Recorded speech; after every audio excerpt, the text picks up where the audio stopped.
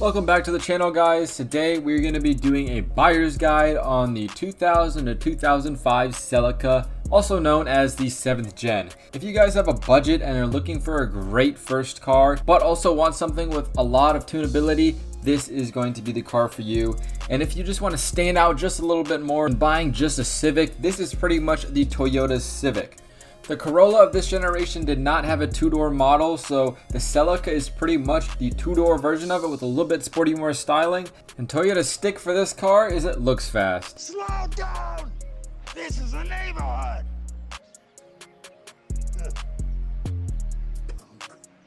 That's not completely false because it actually is pretty fast with the 2ZZ in the GTS model with a 0 to 60 of 7.3 seconds. Unfortunately, this car did not come with all-track or a GT4 model, so you're not going to get that all-wheel drive to compete with the WRX or the Evo, but still this is an amazing front-wheel drive tuner car to compete with the two-door Civic of the time. In this buyer's guide, we're going to go over all the differences made throughout the model years and between the models of GT and GTS. I'm going to tell you all the things that are most commonly wrong with this car and tell you the things that you should look for when buying this that will add value to the car. And last but not least, I'll go over the rarest paint colors so you can look for a semi-rare Celica. This car came out at the end of the golden era for Toyota. Pretty much after 2005, they stopped making all sports cars for a while until recently they're coming out with the GR Corolla, the Supra, the new GR86, and all these other cars. Who knows if they'll come back with another Celica or MR2. So even though right now this car isn't worth that much money, in the future this is going to be a collector's car. So let's go over the two different trims this car has, the GT and the GTS. First, we'll go over the GT. The GT has a 1ZZ FE motor that makes 140 horsepower and 126 pound-feet of torque. It comes with a 5-speed manual or a 4-speed auto, and it's got drum brakes in the rear. The GTS model has a 2ZZ GE, which makes 180 horsepower and 130 pound-feet of torque. This one comes with a 6-speed manual instead of a 5-speed like the GT, and it's got disc brakes in the rear. So if you didn't get anything from what I just said, I'm going to put it in simple terms: buy the GTS instead of the GT.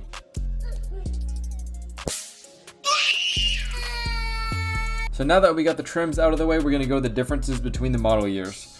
For 2000, 2001, and 2002, they all had this front bumper. It's a really simple bumper with just a hole to intake air with a Toyota logo in the middle of it. Doesn't look too bad. One thing to note though is that in 2002, they lowered the rev limiter to 7,800 instead of the 8,400 that it would be in any other year.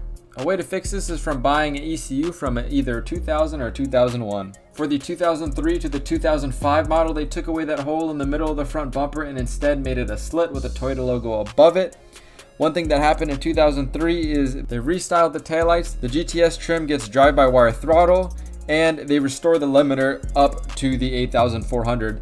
That was taken away in 2002. Another thing that they started offering in 2003 was HIDs, so if you want brighter headlights, go with the 2003 and above. And for 04 and 05, nothing really changed from 2003 except the action package changed, and I'll show you guys that later. Now we're going to get into the bad parts about these cars, which is the problems that they had throughout the years. If you buy a Celica before 2003, these are the issues that you should look out for.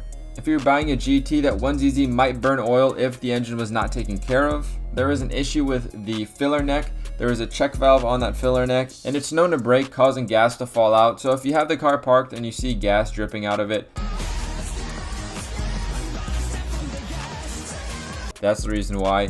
I think it's a recall from Toyota, but if not, it's a really easy fix. Another thing on these pre-facelift Celicas is that the lift bolts tend to break, so replacing them before they do would save you a ton of money and stress.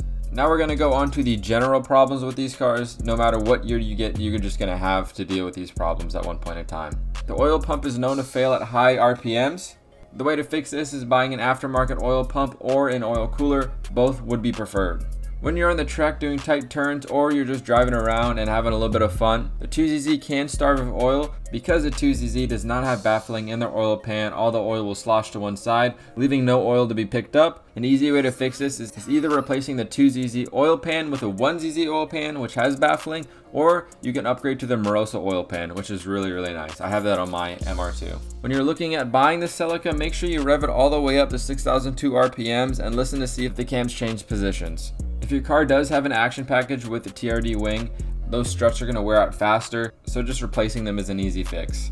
The synchros on these cars are pretty weak, so just test them out while you're driving. Go up through the gears and go down through the gears. And if you hear any grinding, that's a good way to knock a couple bucks off the car. And the last thing that you should look out for is that the parking brakes are known to be stretched on these cars, which is not too hard of a fix, but you could use that as a bargaining tip also. So now we're going to move on to the number one thing you should be looking for in a Celica for the exterior, which is the action package or the elegant package. The elegant package came out first. This was on very early model Celicas, and it's a nice kit all the way around. It's not too aggressive, but it just adds a little subtle touch. Then in 2002 they came out with the action package, and that lasted until 2004.